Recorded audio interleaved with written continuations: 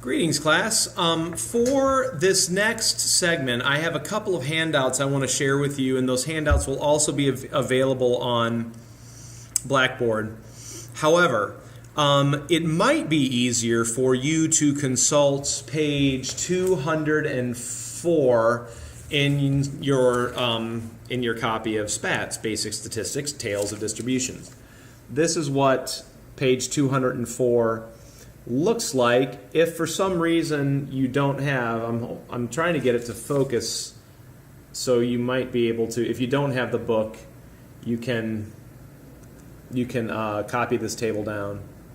But anyway, I also have handwritten copies of those formula for you as well on Blackboard. Right now, or for this segment, I'm going to discuss this symbol right here. And again, this symbol is the standard error for the difference. It's the symbol S sub x bar sub 1 minus x bar sub 2. That is one symbol that represents the standard error for the two samples that you'll be working with. Now, a couple of very important things that you need to keep in mind. When n sub 1 is equal to n sub 2, specifically what that means is that both samples have the same number of cases in them. N sub 1 is equal to n sub 2. Both samples have the same number of cases. This is the formula for calculating that number. That number, S x bar sub 1 minus x bar sub 2, is the standard error of the difference, and it's what goes in the denominator of the t formula. This is what goes in the denominator of the t formula. And hopefully, even though it might seem a little bit intimidating when you look at that formula, hopefully it's not. It should look pretty familiar. S with a hat sub 1, that's the standard deviation for your first sample, divided by the square root of n sub 1. That's the sample size, the number of cases in your first sample, taking the square root. Those two things, remember that? Just looking at this part right here, that's how you found the standard error for one sample from before, right? That's it. Then you're going to square that value, whatever this value ends up being, standard deviation for sample 1 divided by the square root of n for sample 1 squared. Then you're going to add that to this number, whatever results from this calculation. Standard deviation for your second sample divided by the square root of n for your second sample, again squared. Add those two values together and then take the square root. Again, however, I want to bring you back to what I started this sheet with, and that is right here. Don't lose sight of this. And again, this will be available on Blackboard as well. When your two samples are of equal size, when you have the same number of cases in your two samples that you're comparing, this is the formula for the standard error of the difference. This is the formula for the denominator of your data-generated t-value. Calculate the standard error for your first sample, square it, calculate the standard error for your second sample, square it, add those together, take the square root. Now, those of you that are really handy with algebra might be saying to yourself, you know, I bet there's a simpler formula for that, and you're right, there is. But that's the formula that we'll be following in this class, so keep that in mind. Now, what about when n sub 1 is unequal, not equal to n sub 2, meaning when the two samples have a different number of cases?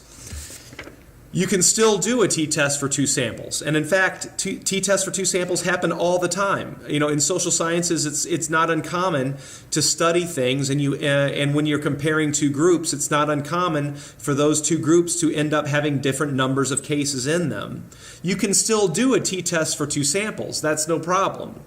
However, you have to take the different sized samples into account. And this is how that is done. Now, you are probably saying to yourself, holy smokes, if I had a choice, I would much rather do a t-test for two samples where the two samples are the same size, and I totally agree. The calculations are a lot easier, but this one is not, it's not really, again, it's not as formidable as you might think. Wherever you see the subscripts 1 or 2, that's telling you to do something for your first sample if it's sub 1, and your second sample if it's sub 2. This symbol is telling you to take each x value in your first sample, square it, and then add it together. That's where that number comes from. Take each number in your first sample, square it, and add it together. That's where that number, add those squared values together, that's where that number comes from. Minus, add all your values in your first sample together, then square it, right? Then divide by the number of cases in your first sample. So some of you may recall, do you remember when I talked about pregnant pauses? All right, pregnant pauses, like to emphasize certain things. This is, and hopefully it's familiar, I know it was a while ago, this is the sum of x squared, right? This is the sum of x squared. Add together all of your squared x's minus the sum of x squared. Add first, then square, then divide by the number of cases in your first sample. All that's pertaining to sample 1. Plus sum of x squared sub 2, right? What do you think this is telling you to do? Well, if you thought to yourself, well, this is telling me to square all the values in my second sample, then add them together, you are correct, right? Same thing you did here, just for your second sample. Minus sum of x sub 2 squared. Add all your values in your second sample together, square that value, then divide by n sub 2, the number of cases in your second sample. Divided by n sub 1 plus n sub 2 minus 2. That's, incidentally, by the way, the formula for the degrees of freedom again. This number, all these calculations here are going to end up as one number, and then you're going to multiply that number by the added inverse of each sample. So in these parentheses, you would take 1 divided by n sub 1, add it to 1 divided by n sub 2, multiply those numbers together, then take the square root, and that is this value right here. I know that's a lot of calculations, and in fact, I don't want to spoil things for you too much. However, most of our examples will probably rely solely on situations where you have the same number of cases in each sample.